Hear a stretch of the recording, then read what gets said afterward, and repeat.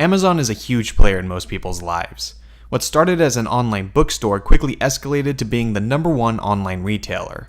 They sell pretty much anything you can think of, from toilet paper to vases that are worth millions. And of course, now they have their own smartphone. So this is the Amazon Fire Phone, Amazon's first attempt at entering the smartphone race. And it's interesting. Amazon spent a lot of time trying to figure out what users want in their smartphone and give them that. And in the end, you get a ton of new ideas, but not necessarily a better experience. Let's dive deeper.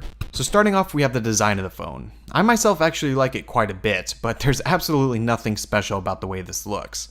It is black with glass on the front and back, very much like the iPhone 4 or Nexus 4, and it has rubberized edges all around. The phone feels very good in the hand, but it's just a phone. Nothing about this jumps out at you. The only reason you know that this is an Amazon phone is because of the big logo on the back, but that's it. On the front is a 4.7-inch 720p IPS display, which is definitely not the highest end out there. I've never really had a problem with it. The screen is very bright, and it has great color representation, and it gets the job done. There's a physical home button on here, which I actually like a lot. It feels very squishy, but it's not unresponsive, which is good. But there is something unique to the front of the phone, and that is that there is 5 cameras on the front. This is to power something Amazon calls dynamic perspective, but we'll get to that in a sec. On the top, we have the power button, headphone jack, and one speaker. And on the bottom, we have another speaker and the micro USB port. And actually, let's talk about those 2 speakers for a sec. These are speakers. They have Dolby Digital surround sound, but they don't sound good. There's no low ends, and it has very tinny sound. If you're listening to voice only, you might be able to get away with it, but pretty much anything else, you're going to want to have headphones. On the back is a 13 megapixel camera and flash, and on the left we have a volume rocker and the dedicated camera button that also functions for a new feature called Firefly. The camera takes pretty decent photos, they are sharp and relatively noise-free, and there's also a really cool lenticular mode that allows you to create sort of a 3D picture. It's pretty cool. The quality you get out of the camera is fine, but the software running it is actually pretty slow. When taking pictures, I find myself constantly having to wait to focus, and then once you actually want to take the picture, it takes a little bit longer as well. But overall, the camera is good. So from the outside, you can tell that this is just a phone. It's not really trying to win any awards, but where Amazon is trying to change things up is in the software. It's running Amazon's Fire OS, which is based on Android, but is far from anything that we're used to. Yes, the base is Android, but there's almost nothing here that will let you know that fact.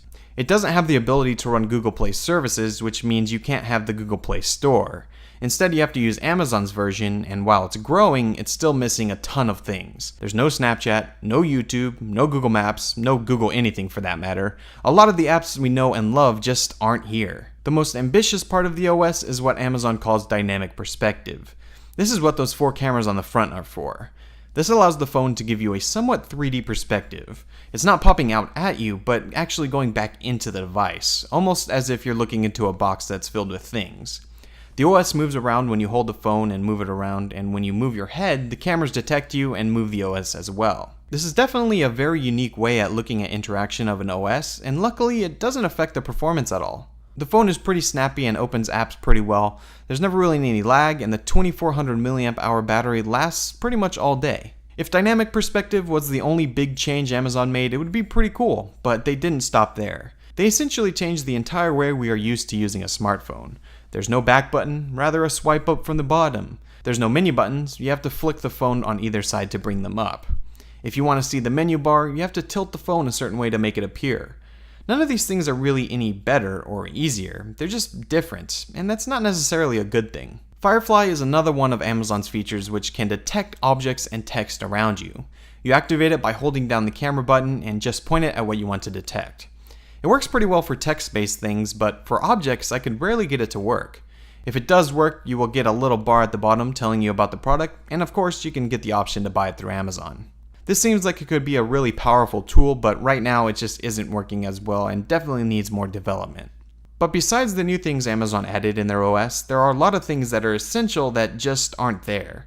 For starters, you can't change the home screen in any way. The way it works is you are presented with a carousel of every single app that you've used in chronological order, and while this isn't inherently a bad feature, the problem is you can't change it in any way.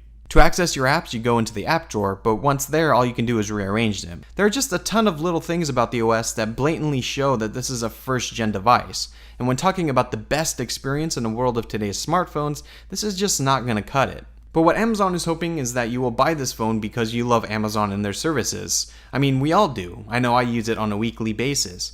But the problem is, I can use all of their services on any phone. And on my iPhone or Android phone, I'm not constantly being reminded that Amazon is trying to sell me things.